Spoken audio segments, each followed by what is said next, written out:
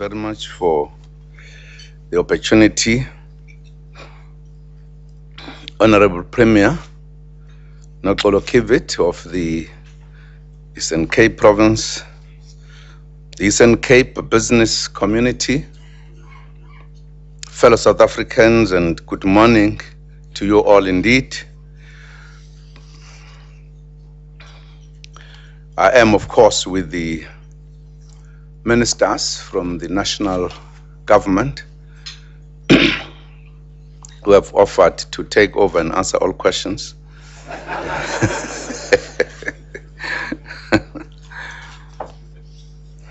Ladies and gentlemen, we are gathered this morning in this beautiful province of the Eastern Cape. We appreciate the opportunity to share ideas with the business community on what we can do to achieve a better life in this province and around the country.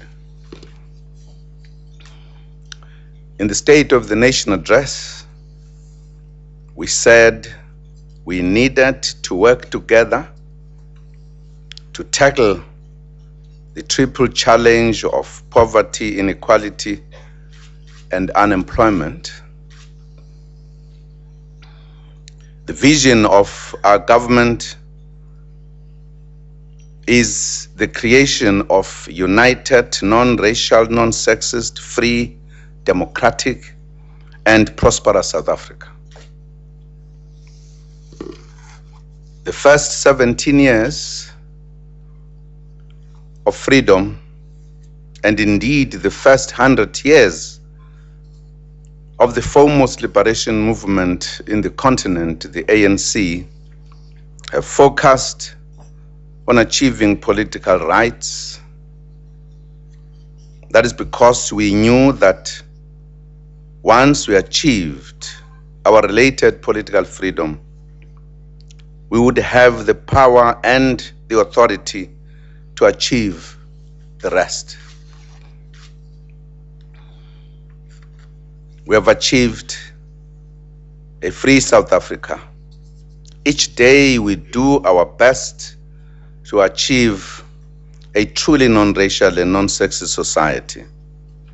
We work daily to enhance and strengthen democracy, which we have consolidated in only a few years.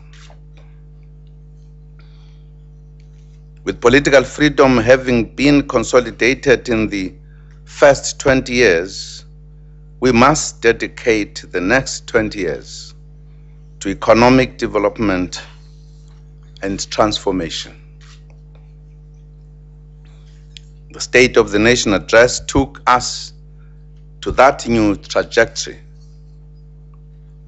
We placed before the nation an infrastructure program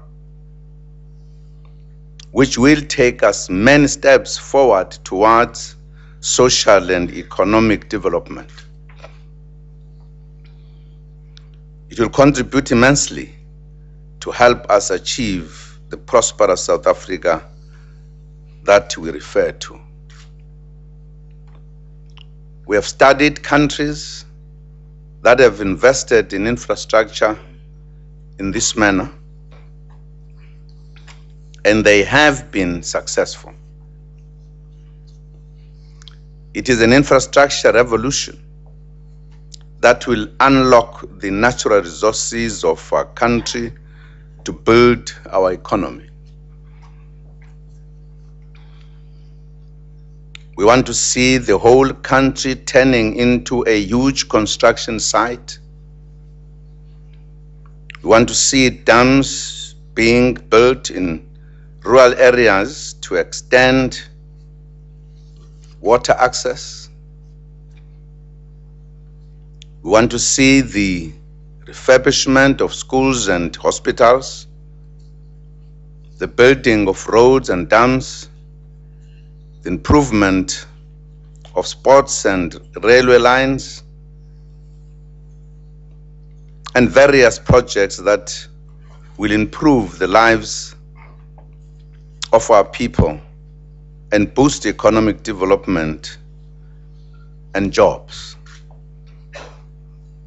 We want to change the landscape of the country completely. And every part of the country will be touched. During the State of the Nation address, I made an announcement of a range of infrastructure initiatives aimed at encouraging investment here in the Eastern Cape and boost the economy. These include a pledge to build a dam using the Umzimvubu River as a source in order to expand agricultural production. Feasibility studies for this project have already begun. Other water infrastructure development projects include seawater desalination in Port Elizabeth and Port Alfred, and rehabilitation of former homeland irrigation schemes and a dam in the Upper Orange River. Compatriots, allow me to use this opportunity to also touch on some topical issues which have made news in the media in the recent past. One such issue is that of electronic rolling systems in Gauteng. This matter began in 2005 when the South African National Roads Agency submitted its Gauteng Freeway Improvement Project proposal to government. After consultations and a lot of work, the proposal was accepted by Cabinet in mid-2007. The related road sections were declared toll roads in March 2008. The procurement and contracting processes commenced, and the construction of new roads in Gauteng began in July 2008.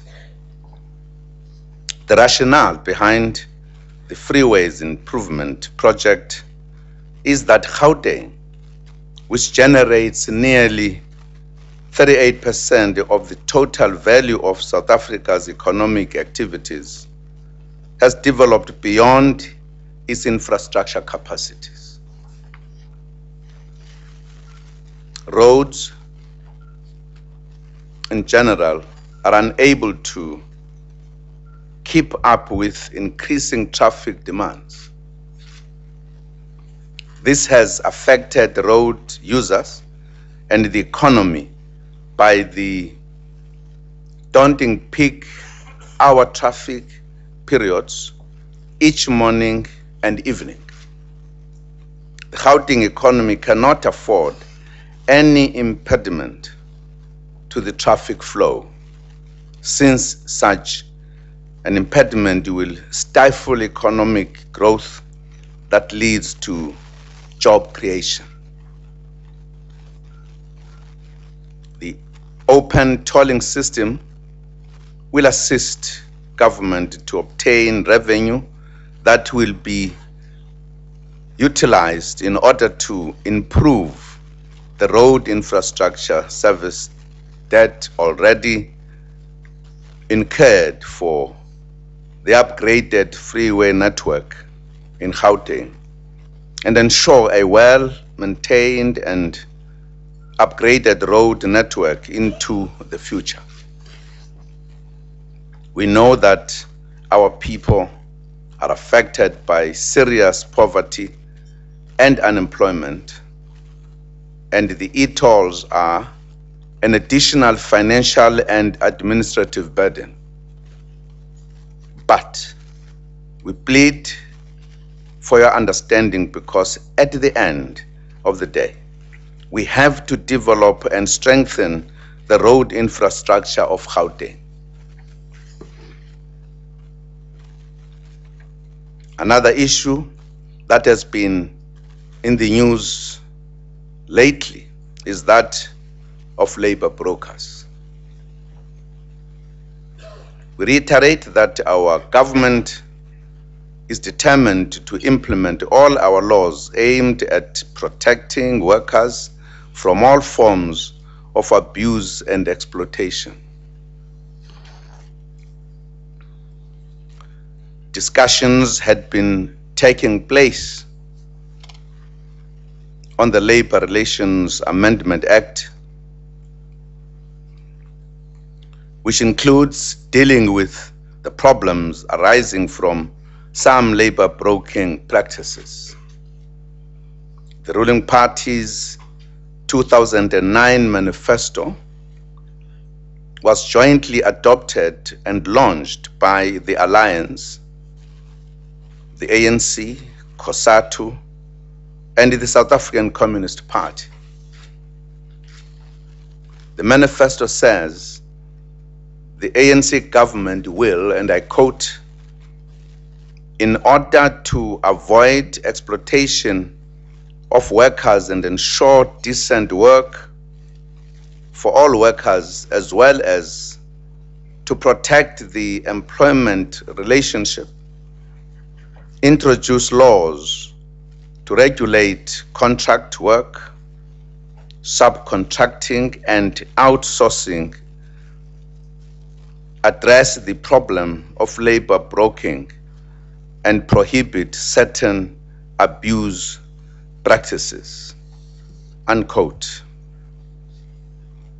As stated in the State of the Nation address and by Cabinet last week, we will continue engaging the social partners at NEDLAC so that we can conclude this matter responsibly in the manner outlined in the ruling party's manifesto.